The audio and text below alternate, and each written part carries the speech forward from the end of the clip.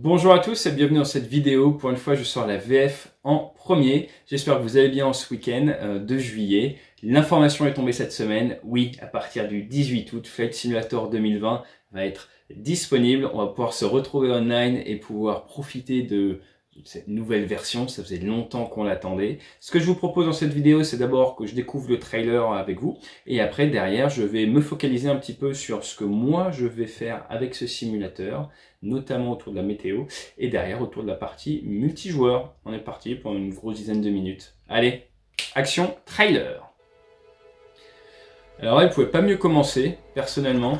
Moi, c'est juste topissime. Pourquoi? Parce que je trouve que c'est le retour aux bases. Aviation légère, tôt le matin, on sort un petit peu du monde classique, on profite de la magie de l'aérien. Moi, je trouve ça vraiment sympa. Bon, on ne respecte pas tout à fait les hauteurs de survol. Alors la mer, magnifique. Vraiment magnifique pour une fois que ça va assez doucement pour que je puisse en profiter, c'est sympa. Les images sont incroyables. Et la mer vraiment m'a impressionné.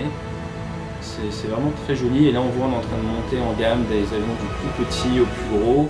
Et hop, sortie des nuages en 747. Queen of the Sky, c'est magnifique. Alors ne vous approchez pas autant des orages. Il est très bien fait cet éclair. On va pouvoir voyager, c'est sympa parce que c'est de plus en plus compliqué avec le Covid.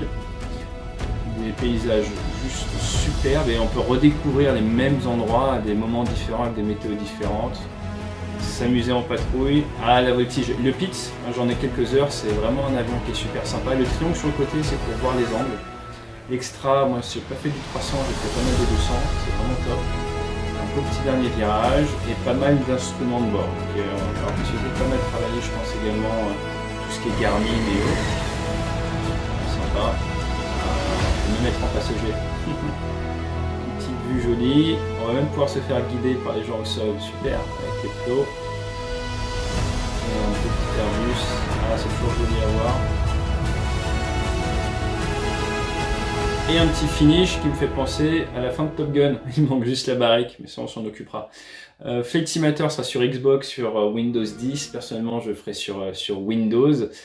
J'ai trouvé leur trailer très bien fait, avec cette gradation dans la masse des aéronefs et de la vitesse pour finir par 747. Le seul point, si je devrais critiquer de toutes les images que j'ai vues de Flight Simulator, c'est que les avions sont trop propres, surtout les avions légers. Dans la vraie vie, on prend pas mal de moustiques, mais voilà, alors pour que j'ai que ça à dire, c'est vraiment que je suis impressionné. J'ai vraiment hâte de pouvoir tester ce simulateur. Et moi, personnellement, il y a 7 thématiques sur lesquels je vais vraiment m'intéresser, 7 axes d'attaque avec lesquels je vais m'intéresser à ce simulateur. Et ben je voulais partager. Hein. Donc le premier axe, c'est un côté fun. Moi j'adore l'aviation, j'adore les simulateurs de vol. Donc vraiment prendre un avion pour prendre un avion et me balader avec, déjà ça sera une partie de ce que je vais faire. Cette partie purement fun. Derrière, le côté beauté, regardez comme c'est beau, c'est juste superbe. Des raisons pour lesquelles l'aérien et le pilotage c'est sympa aussi, c'est parce qu'on a accès à des paysages qui sont juste à couper le souffle. Même si je suis pas forcément un poète dans l'âme, je suis forcément touché. Moi je sais que sûrement la plus belle chose que j'ai vue, c'est un coucher de soleil au-dessus du mont Sinjar dans le nord de l'Irak. C'était juste superbe. Je pense qu'on va pouvoir recréer un petit peu ces couleurs et ces ambiances avec ce nouveau Flight Simulator. Donc je pense que j'irai tester l'Irak, me mettre à 15 000 pieds en Irak et on verra un petit peu ce que ça donne. Mais quand on voit la beauté là de ces images et surtout des phénomènes météo, hein, les nuages c'est vraiment superbe.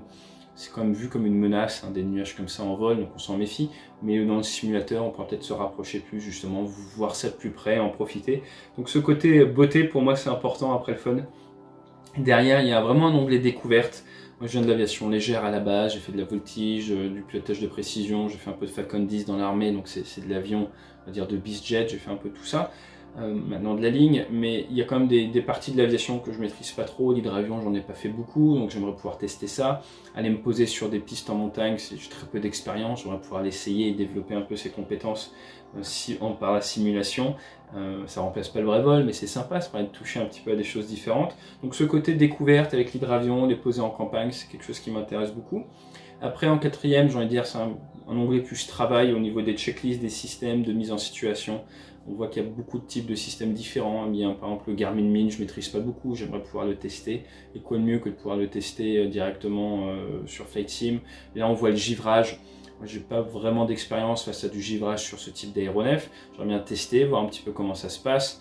Donc des mises en situation pour développer mes compétences professionnelles, hein, directement, il ne faut pas avoir peur des mots. Et derrière, en 5, on rentre directement dans les pannes, comme j'ai pu vous montrer dans certains tutoriels. J'aime beaucoup me mettre dans situation de panne.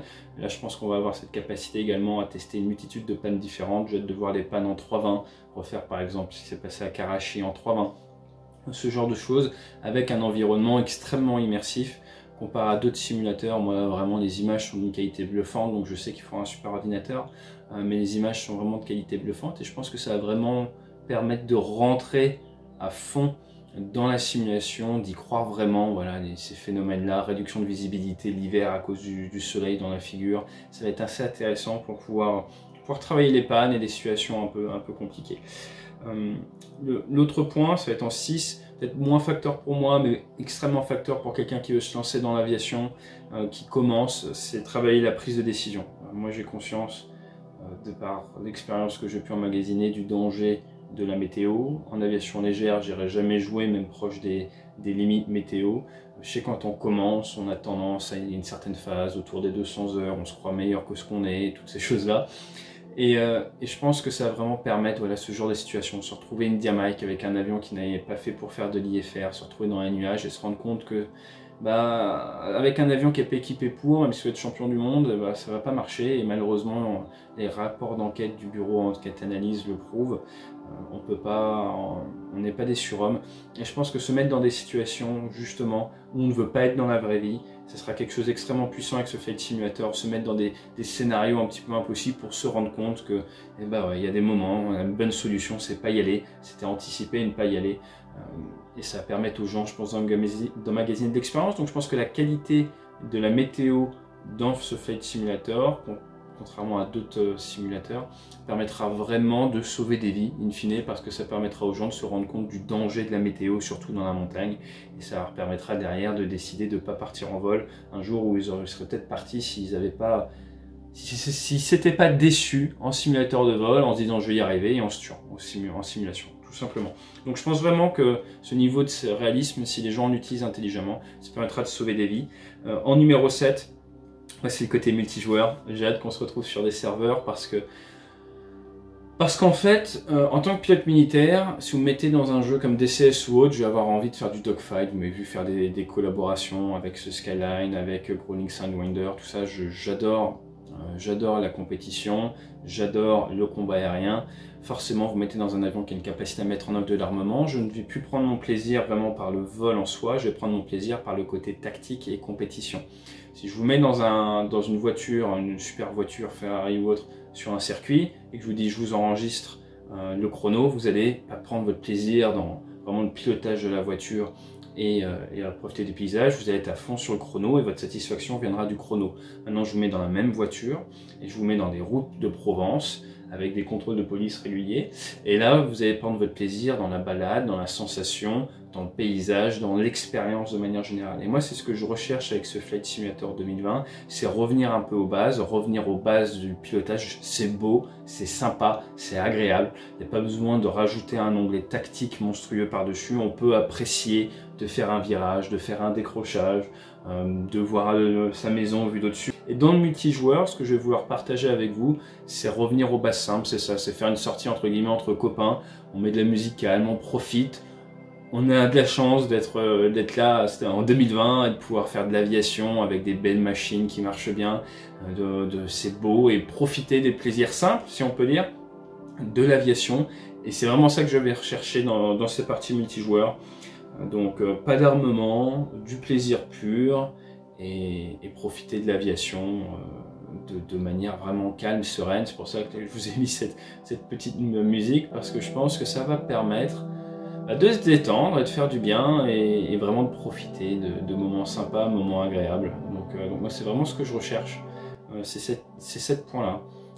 Du fun, de la beauté des paysages et le fait que ça soit vraiment sympa, la découverte d'un type d'aviation que je ne maîtrise pas forcément, pouvoir travailler un petit peu certains points précis que j'ai envie de travailler pour mes compétences professionnelles, me mettre dans des situations de panne intéressantes, travailler un petit peu des prises de décision, pourquoi pas recréer des accidents qui ont déjà eu lieu, voir comment ça s'est passé, voir comment ils en sont arrivés là et d'expérimenter de manière encore plus réaliste.